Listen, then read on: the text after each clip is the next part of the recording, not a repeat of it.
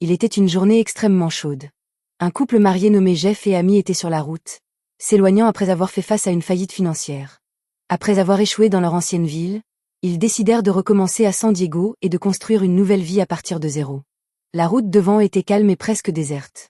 Jeff restait concentré sur la conduite pendant qu'Amy s'endormait lentement sur le siège passager, épuisé par l'inquiétude constante concernant leurs dettes. Soudain, une autre voiture est apparue de nulle part et a failli provoquer un accident. La frayeur réveilla Amy instantanément, et elle suggéra qu'ils s'arrêtent un moment pour trouver une station-service et faire une courte pause. Lorsqu'ils arrivèrent à la station-service, Jeff vérifia la voiture et ajouta de l'huile moteur, espérant que leur véhicule, source de leurs finances, tienne le coup pour le long voyage à venir. Peu de temps après, le conducteur de la voiture avec laquelle ils avaient failli entrer en collision plus tôt s'approcha d'eux. Son nom était Samedi. Les deux hommes se disputèrent brièvement sur la responsabilité de l'accident évité de justesse. Mais Jeff choisit de reculer car il ne voulait pas d'ennui. Après ce moment tendu, ils se séparèrent et poursuivirent chacun leur route. Pendant ce temps, Amy avait acheté une tarte et plusieurs beignets pour la route, pensant que cela ferait une bonne collation pour le reste de leur long trajet. Mais peu après avoir quitté la station-service, leur voiture tomba soudainement en panne sans avertissement. Comme Jeff ne s'y connaissait pas beaucoup en mécanique, il décida d'appeler une dépanneuse. Malheureusement, la région n'avait aucune couverture réseau. Quelque temps plus tard, Sam repassa en voiture à côté d'eux. Au lieu de s'arrêter pour aider, il se contenta de rire de Jeff et poursuivit sa route. Les choses commencèrent à sembler étranges lorsque la voiture de Sam fit demi-tour au loin et sembla observer Jeff à distance.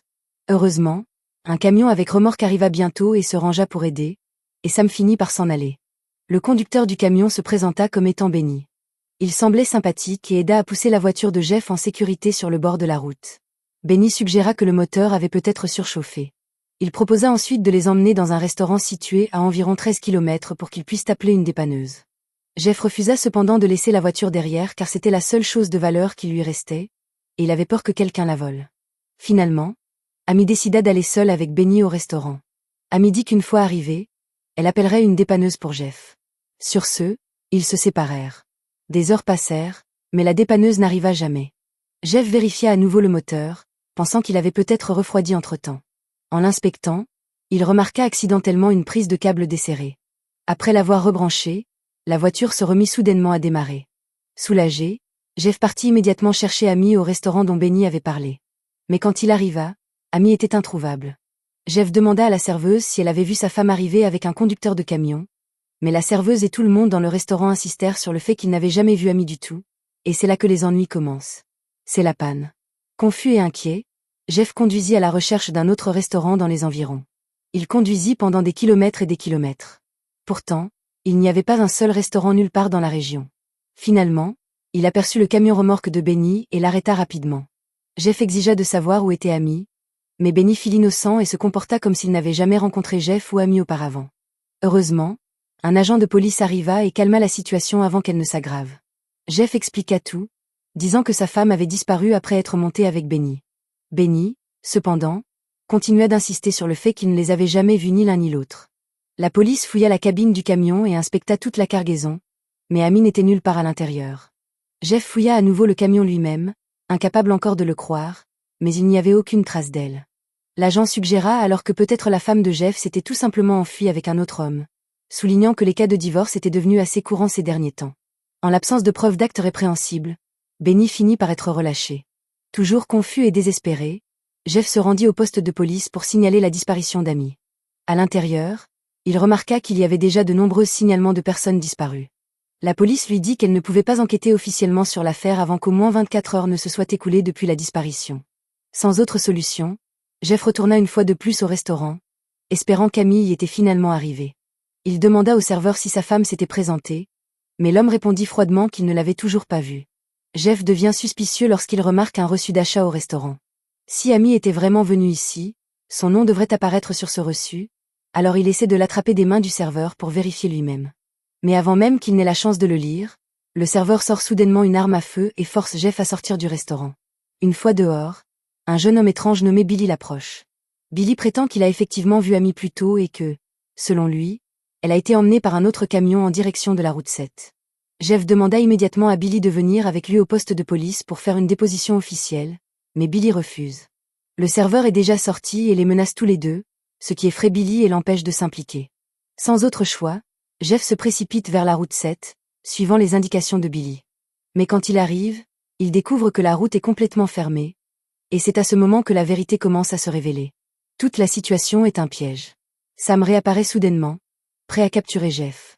Réalisant qu'il est traqué, Jeff appuie rapidement sur l'accélérateur et tente de s'échapper tandis que Sam le poursuit sur la route. La poursuite devient de plus en plus désespérée jusqu'à ce que Jeff arrive dans une impasse. N'ayant pas d'autre option, il conduit sa voiture directement dans la rivière en contrebas pendant que Sam lui tire dessus.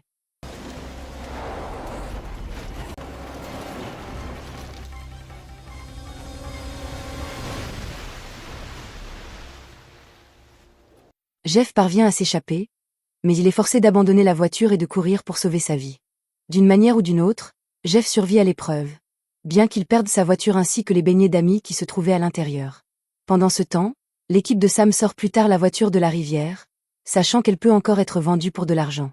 Depuis une distance, Jeff les observe secrètement, mais avant qu'il ne puisse réagir, quelqu'un apparaît soudainement derrière lui et l'assomme. Quand Jeff se réveille, il réalise qu'il a été capturé par Billy, le même jeune homme qui avait prétendu l'aider plus tôt. Il s'avère que Billy fait en fait partie du gang. Billy révèle qu'Amy leur a dit que Jeff a 10 millions de dollars sur son compte bancaire. Jeff est complètement stupéfait. Il est fauché, criblé de dettes, et sa voiture est encore en cours de remboursement à crédit. Pourtant, Amy les a apparemment convaincus qu'il avait 10 millions de dollars. Mais avec la vie d'Amy en jeu, Jeff est forcé d'entretenir le mensonge et d'admettre que l'argent existe. Bientôt, une autre vérité choquante est révélée. Benny, le conducteur du camion qui les a aidés en premier, est en réalité le chef de tout le gang. Benny ordonne à Jeff de se rendre dans une banque à proximité et de retirer l'argent. Si Jeff échoue, Benny promet de tuer Amy et d'envoyer son corps pièce par pièce. Jeff dispose de 50 minutes pour rapporter l'argent. Pendant tout le processus, les hommes de Benny le surveillent de près. Jeff finit par arriver à la banque pendant que l'un des hommes de Benny le surveille de l'extérieur. Lorsqu'il vérifie son solde, la réalité devient douloureusement claire.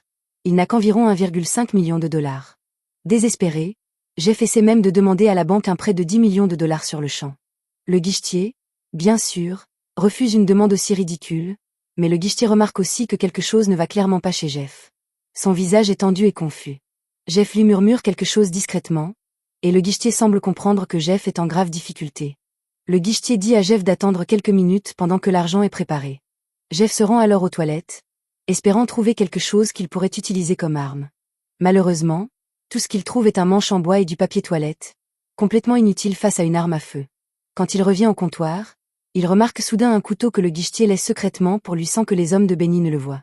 Jeff cache rapidement le couteau à l'intérieur de la manche de sa veste. Peu après avoir quitté la banque, Jeff est pris en charge au bord de la route par Sam, qui l'attend déjà. Sam lui scotche immédiatement les mains et commence à le brutaliser tout en exigeant l'argent. Jeff le supplie de libérer Amy, mais il est à nouveau frappé. Pendant que Sam est distrait, Jeff utilise discrètement le couteau caché pour couper le ruban adhésif qui lie ses mains. Pendant ce temps, Sam continue de se vanter et d'admirer l'argent. Mais après avoir regardé de plus près, il réalise que quelque chose ne va pas. Le vrai argent n'est que sur l'extérieur de l'alias, tandis que l'intérieur est rempli de billets photocopiés. C'est alors que Jeff passe à l'action.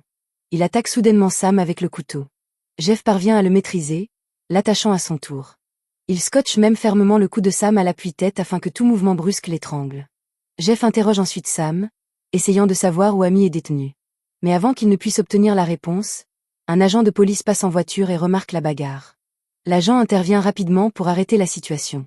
Jeff essaie d'expliquer ce qui se passe, mais l'agent suppose immédiatement que Jeff est le criminel et lui ordonne de s'allonger par terre. Pendant ce temps, Sam parvient à se libérer de ses attaches et tire soudainement sur l'agent de police. Shut the fuck up! Ah! Dans la confusion, Jeff descend dans le ravin, essayant d'échapper au tir. Instant plus tard, d'autres coups de feu retentissent, cette fois visant Samedi. Il s'avère que l'agent est toujours vivant. Bien que blessé, il parvient à tirer et à tuer Sam. Jeff contacte rapidement la police pour signaler que l'agent a été touché et a besoin d'une ambulance, mais il ne peut pas rester plus longtemps. Amy est toujours là-bas, et chaque seconde compte. Alors Jeff part immédiatement et continue sa recherche. Peu de temps après, Jeff arrive à une aire de camping-car et aperçoit Benny en train de parler avec ses hommes. Benny leur dit de rentrer chez eux parce que la police est déjà en état d'alerte maximale partout.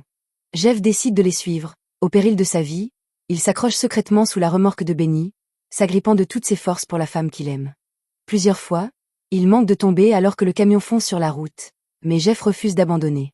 Avec une détermination incroyable, il parvient à se hisser et à grimper sur la remorque. Lorsque Benny arrive enfin chez lui, il est déjà en pleine nuit.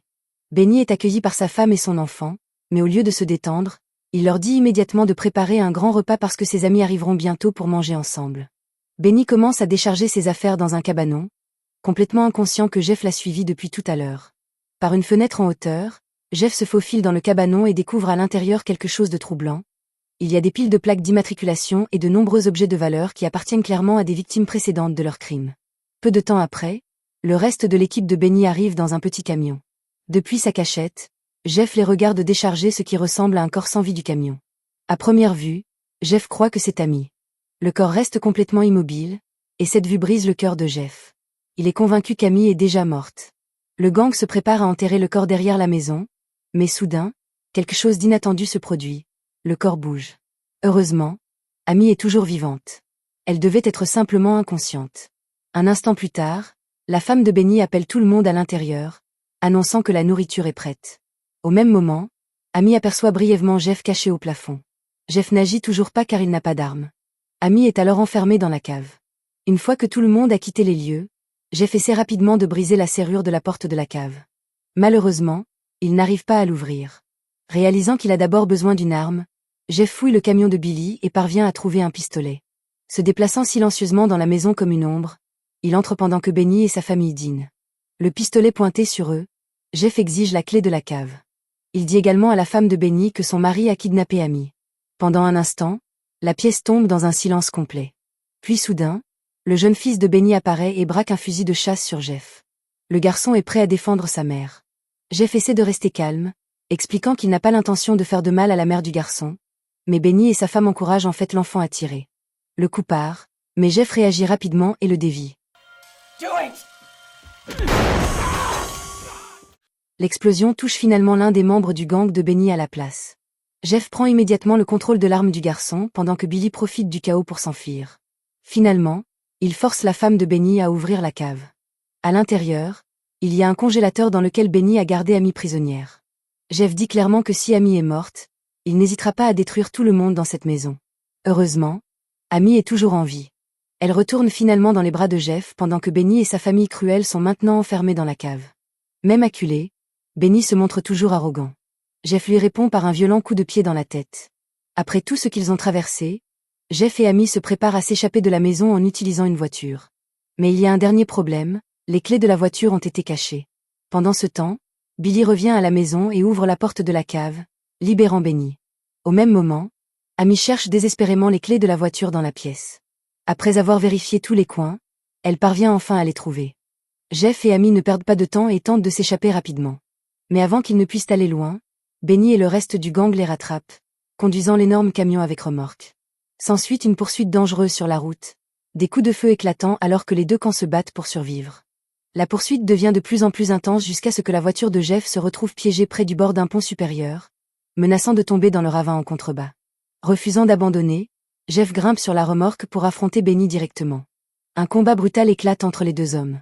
Ils luttent violemment alors que le camion continue d'avancer, chacun essayant de maîtriser l'autre. À un moment donné, Benny frappe Jeff à plusieurs reprises pendant que Jeff s'accroche désespérément. Mais Jeff parvient à saisir la chaîne que Benny utilisait comme arme. Avec un dernier sursaut de force, Jeff tire Benny vers lui et le jette de la remorque, le faisant tomber dans le ravin en contrebas. Benny semble être mort. Jeff se précipite alors pour aider Amy, dont le genou s'est retrouvé coincé pendant le chaos. Il parvient à la libérer, et enfin, ils sont tous les deux en sécurité, mais l'histoire a un dernier rebondissement. Alors qu'ils reprennent leur souffle, Amy remarque soudain quelque chose d'inquiétant. Benny est toujours vivant, capable à peine de bouger la tête. Sans hésitation, Amy relâche le frein de stationnement de la remorque. L'énorme remorque commence à avancer, et quelques instants plus tard, elle écrase Benny sous son poids, mettant fin à sa vie pour de bon.